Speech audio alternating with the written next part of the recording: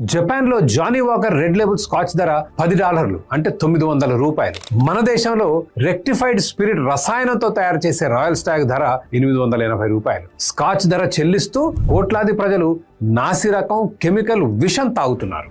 Whisky, brandy, rum, జిన్ అన్నిట్లోనూ వాడేది ఒకటే కెమికల్, ఫిల్టర్డ్ రెక్టిఫైడ్ స్పిరిట్. దీన్నే ఎక్స్ట్రా న్యూట్రల్ ఆల్కహాల్ అంటారు. చెరుకు వ్యర్థం, తడిసిన బియ్యం, నూక, నాసిరకం మొక్కజొన్నతో ఈఎన్ఏ తయారు చేస్తారు. తెలుగు రాష్ట్రాలలో ఈఎన్ఏ ఉత్పత్తి చేసే ఫ్యాక్టరీలు ఒక 20 వరకు ఉంటాయి. వీటి లైసెన్స్లు రాజకీయ నాయకులు, వాళ్ళ బినామీల చేతుల్లో ఉంటాయి. మద్యం కంపెనీలు ఫిల్టర్డ్ రెక్టిఫైడ్ స్పిరిట్ ని లీటర్ $70 కొని సగం నీళ్లు కలుపుతారు. రుచికి, వాసనకి కొన్ని కెమికల్స్ కలుపుతారు. అంతే, లీటర్ ఈఎన్ఏతో 3 full bottle whisky, brandy, rum, gin వంటి మద్యం రెడీ. స్కాచ్ విస్కీ తయారు చేయడానికి 5 నుంచి 20 సంవత్సరాలు పడితే మన కెమికల్ మద్యం ముచ్చటగా 10 రోజుల్లో రెడీ.